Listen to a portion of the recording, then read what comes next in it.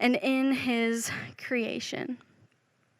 And there was this one little spot just on the edge of the Sea of Galilee that I used to go to every single morning at the crack of dawn. And my father, he would wake up every morning to go fishing. And I would beg him, please let me go with you. And so every day when I was little, we would go fishing out in that little spot.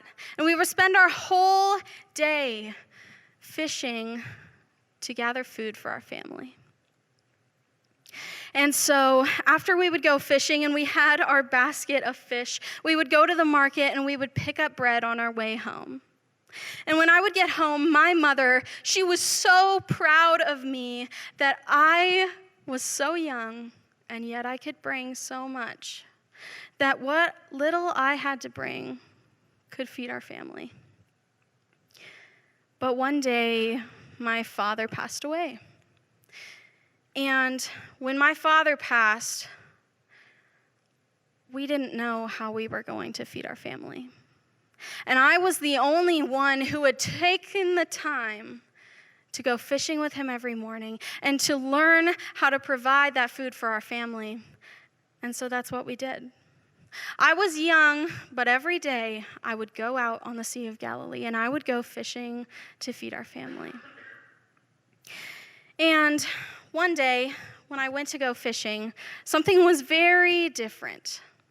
I went out to my little spot on the Sea of Galilee, but just across the sea, I saw crowds and crowds of people. And there were so many people there, I knew there had to be something going on. And my mom had told me that Jesus of Nazareth was here, but I didn't know that he would be here. I didn't know that he would be this accessible and this close. And immediately I knew what I had to do. So I grabbed all of my stuff, and I had only gotten 2 fish at that point, but I did not care. I ran to the market and I bought our bread, and I went straight to the crowd of people. When I finally got to the crowd, it was so big because there were so many people here for the Passover festival. But I had to see Jesus. I had to see the miracles and the healings that he was going to do. So I pushed through the crowd of people. I did not care.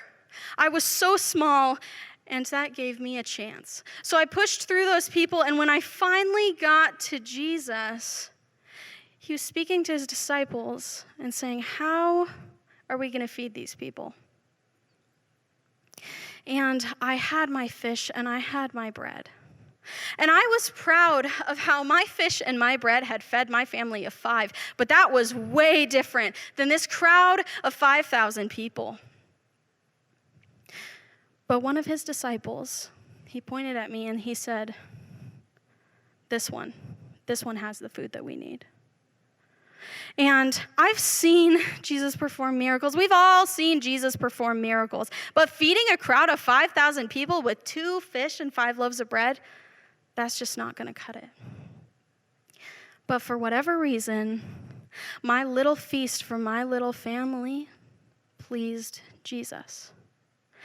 And so he asks the crowds of people to sit down. And when they all get sat, he takes my bread and he breaks it. And he gives thanks to God. And he did that for every single person in that crowd. Him and his disciples, they broke the bread and they gave it out to everybody until they had eaten, until they were full. And I still to this day, I have no idea how Jesus did it. But he fed all of those people with what I had to bring. And I was so proud of myself that I was able to feed all of these people with what I had spent my day fishing for, that I had spent my money, and I was the one that got to feed all of these people. Jesus could not have done it without me. And everybody in the crowd, they were amazed. They said, this is the prophet that we've been waiting for. And he had 12 baskets left over for whatever reason. However, he made my feast into 12 baskets, but he did it. And I was so excited to go home and tell my mom what I had done. And so I ran home with these 12 baskets and I said, Mom, I fed all of these people and I did it all from just what I had gathered from this day. Isn't that so cool? And my mom said, you need to go see Jesus tomorrow. And you need to find him. And you need to thank him how he blessed this family, how he provided for us. And I was so excited. Immediately, I'm like, oh man, I cannot wait to see what miracles and what other healings he is going to do tomorrow. So I wake up bright and early and I go to find this crowd. And it's not hard to find that big of a crowd of people.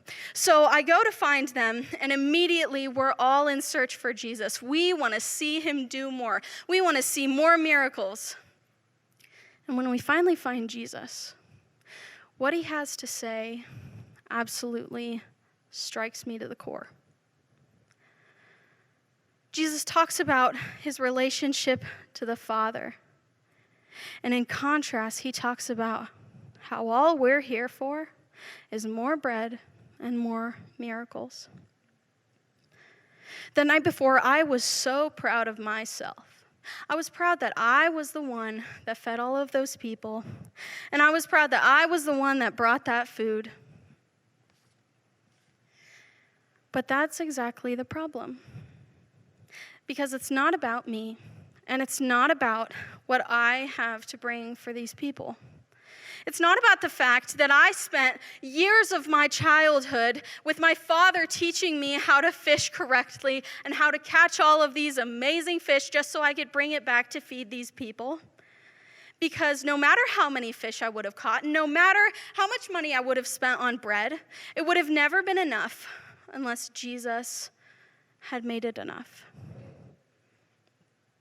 What I have is only enough because Jesus makes it enough. Jesus had a plan the entire time. He knew what he was going to do.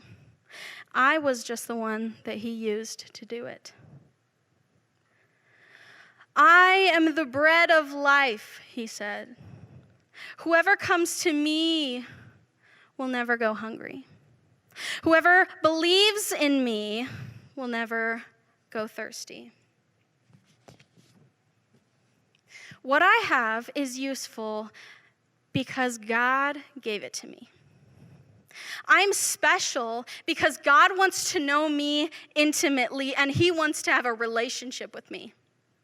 I am valuable because God has had a plan the entire time to work through me. I'm useful when I use what I have for God's glory. So let me ask you again. What do you have to bring to the table? What makes you special? Why are you valuable? How are you useful to the kingdom?